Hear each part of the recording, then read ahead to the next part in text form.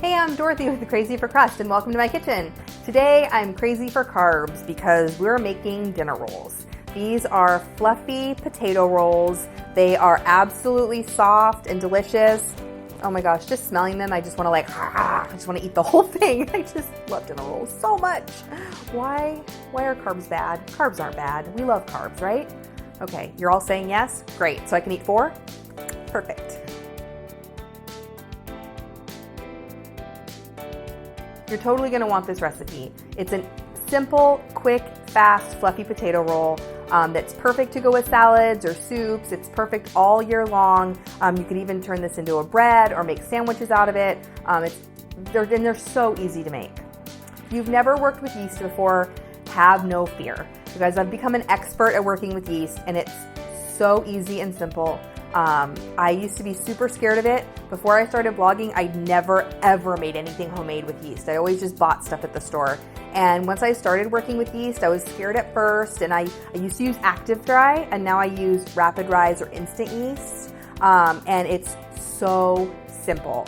It's probably, it's just as easy as making a cake or making brownies or cookies. And having homemade bread, there's just something about homemade bread and homemade rolls.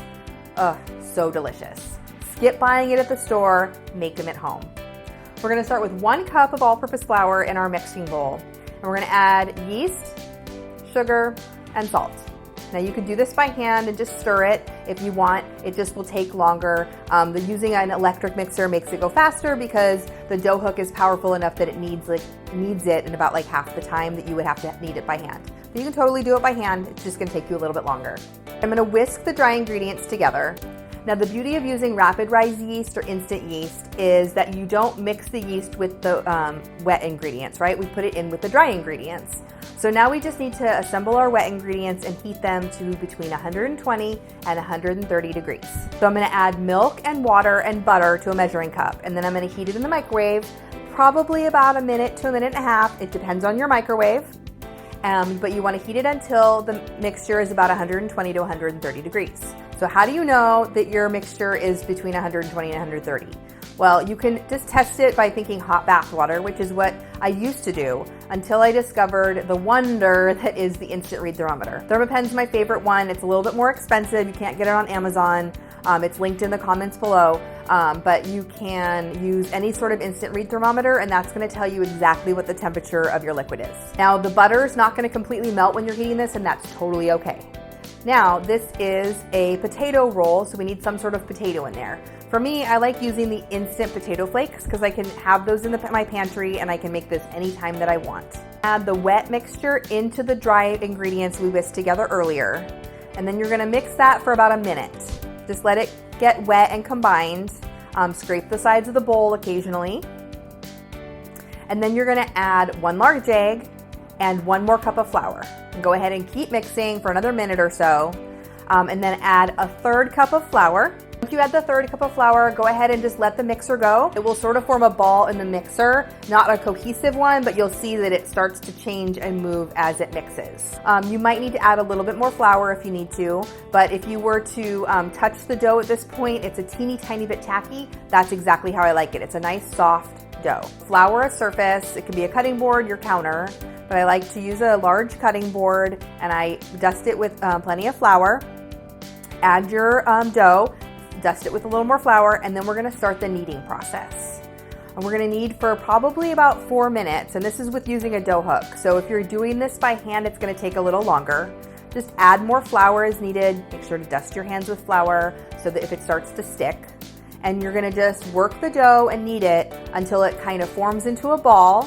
And you'll know it's done because it'll be cohesive, and when you tap it with 2 fingers, it'll sort of bounce back. So now's another place where the Rapid Rise yeast comes in handy. We're just gonna cover this and let it rest for 10 minutes. I absolutely love potato rolls. I mean, I love any dinner roll, let's be honest. I love carbs. I mean, you look at my site, you can tell it's like carb-alicious. Carbs and chocolate, my 2 favorite things, I swear.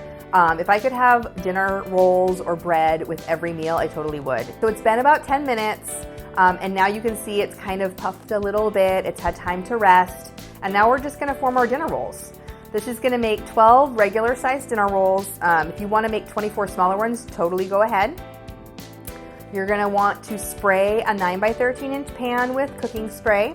All right, so cut your dough into quarters and then cut the quarters each into thirds. So we'll get 4 times 3 is 12 rolls.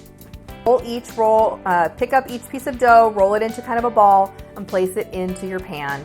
And once you have all 12 in there, then this is where we have to let it rise. So we're gonna cover it and we're gonna let it rise until they're about doubled in size. Now this can take up to an hour. It really just depends on what time of year it is, how warm your house is. If you happen to have the oven running or you have to preheat your oven now to bake these, go ahead and set the pan on the oven. It'll help a little bit. The heat from the oven will help them rise a little bit faster. All right, once they're risen, it's time to bake. So I'm just gonna pop these into a 375-degree oven. They're gonna take about 20 to 25 minutes.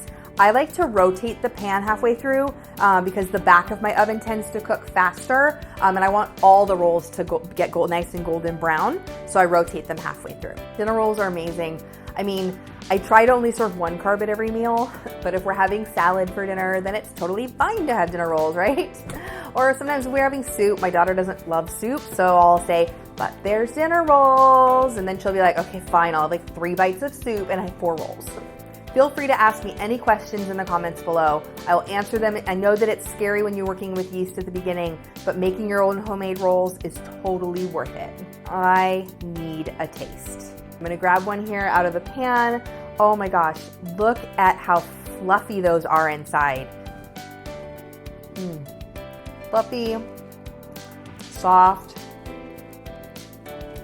That potato, the potato flakes, there's not that many of them in there, but that adds a little bit of extra flavor.